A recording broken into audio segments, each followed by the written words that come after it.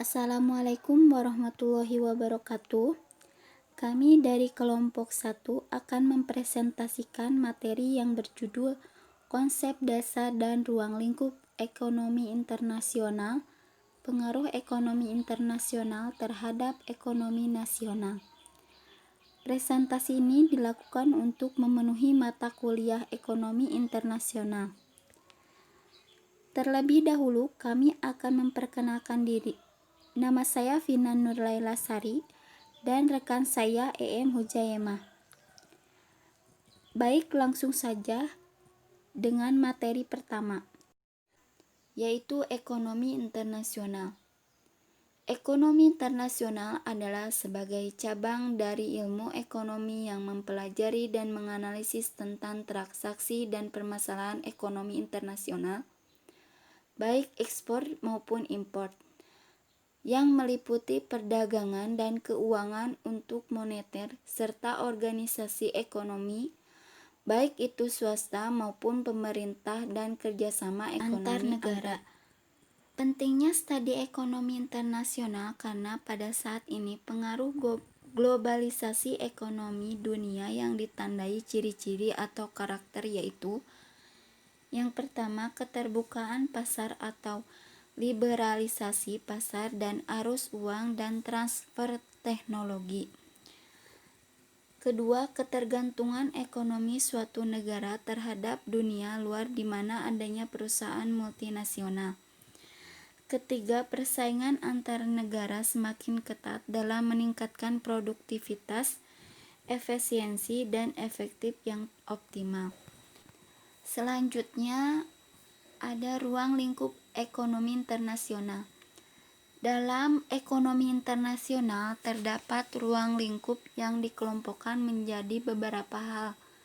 Di antaranya, yang pertama, teori dan kebijaksanaan dalam perdagangan nasional. Yang kedua, teori dan kebijaksanaan dalam bidang keuangan dan moneter internasional. Yang ketiga, pembentukan organisasi dan kerjasama ekonomi internasional. Yang keempat, perusahaan-perusahaan multinasional.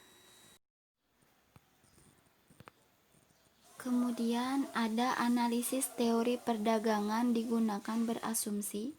Yang pertama ada neutrality of money, yaitu uang tidak berpengaruh atas harga relatif. Yang kedua ada jumlah faktor produksi dari setiap negara tetap. Yang ketiga ada faktor produksi secara internasional tidak dapat berpindah. Yang keempat ada teknologi yang tersedia sama. Yang kelima ada taste and income distribution, dianggap sebagai sesuatu yang give dan tidak berubah. Yang keenam tidak terdapat transport, informasi dan komunikasi. Yang ketujuh ada full employment, faktor produksi dan tidak terjadi ekspor. Selanjutnya ada tujuan ekonomi internasional. Dari ekonomi internasional yaitu sebagai usaha untuk mencapai taraf kemakmuran setinggi-tingginya untuk umat manusia.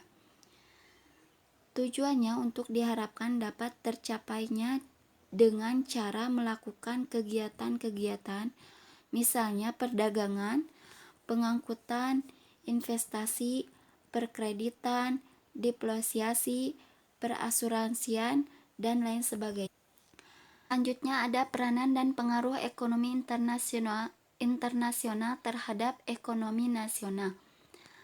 Adanya keterkaitan dan ketergantungan serta persaingan global di atas menyebabkan hampir semua kehidupan dalam suatu negara terpengaruhi oleh ekonomi internasional.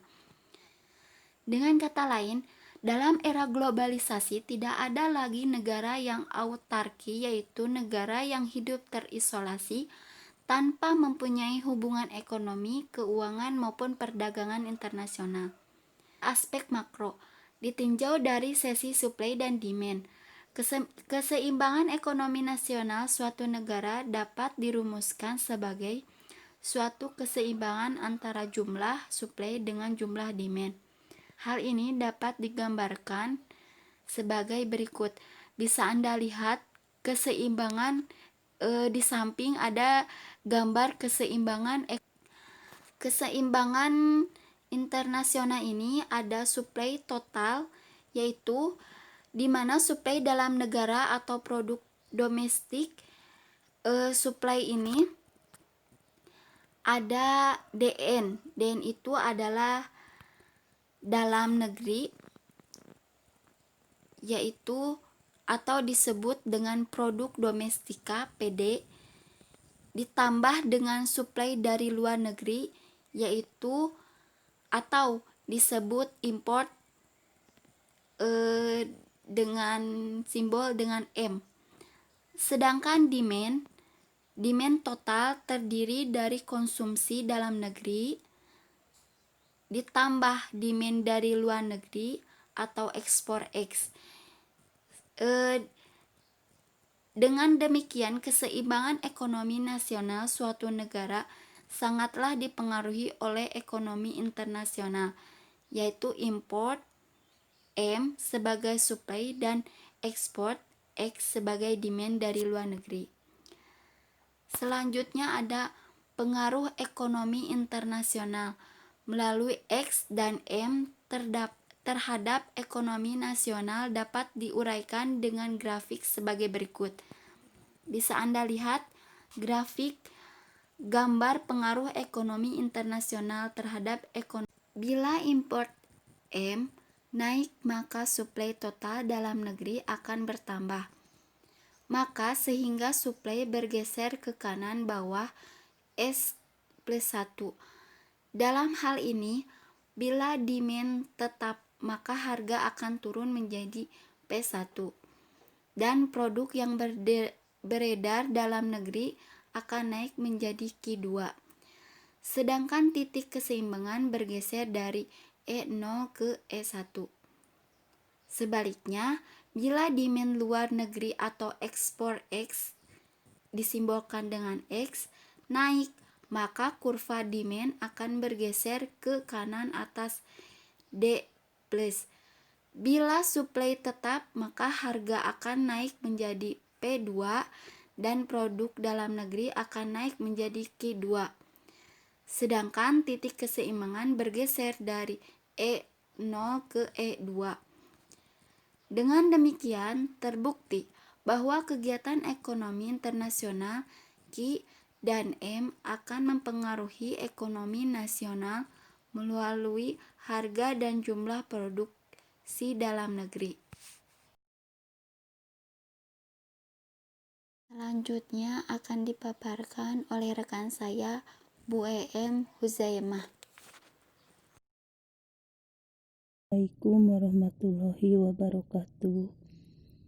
Perkenalkan, nama saya EM Huzaimah. Saya dari kelompok 1. Di sini saya akan meneruskan presentasinya Pina Nurlailasari yang akan menerangkan konsep dasar dan ruang lingkup ekonomi internasional, pengaruh ekonomi internasional terhadap. Secara teoritis, perhitungan pendapatan nasional berdasarkan pendapatan pengeluaran, yaitu GNP sama dengan Y sama dengan C tambah I tambah G ditambah dalam kurung X kurangi M, di mana GNP itu adalah gross national product, Y pendapatan nasional, C adalah konsumsi, I investasi, G pengeluaran pemerintah, X ekspor, dan M adalah impor. Suatu negara dikatakan memiliki ekonomi terbuka apabila ekspor atau X totalnya lebih dari 10%, dalam kurung Sumitro 1992. Misalkan data contoh pada tahun 2000. 1. Ekspor total, harga berlakunya 16,98,90 atau 28,22%. 2. Impor total. Harga berlaku 1,4,549,15 atau 25,23%. 3. GDP. Harga berlaku 414.418,90 atau 100%. Tingkat keterbukaan perekonomian yang ditunjukkan oleh besarnya pengaruh sektor luar negeri terhadap keseimbangan permintaan dan penawaran agregat, yaitu ekspor mencapai 28,22% dan impor mencapai 25,23%. Bila X kurangi M lebih dari O, maka X lebih dari M. Ini berarti saldo X neto positif atau neraca perdagangan luar negeri surplus, sehingga Y atau GNP naik. 2. Bila X kurangi M kurang dari O, maka X kurang dari M.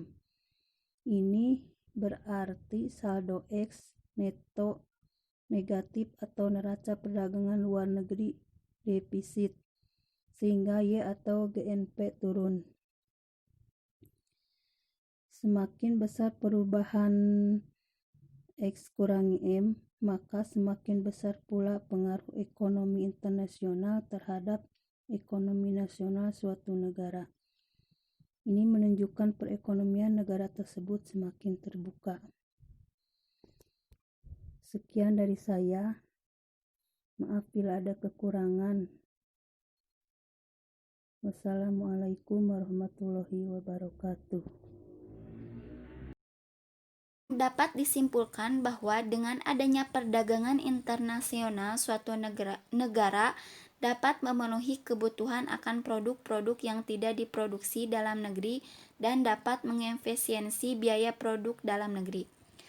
Selain itu, dengan adanya perdagangan internasional, suatu negara dapat memperluas pasar atau menambah pasar dan memungkinkan untuk mempelajari teknik produk yang lebih efisien dan cara-cara manajemen yang modern.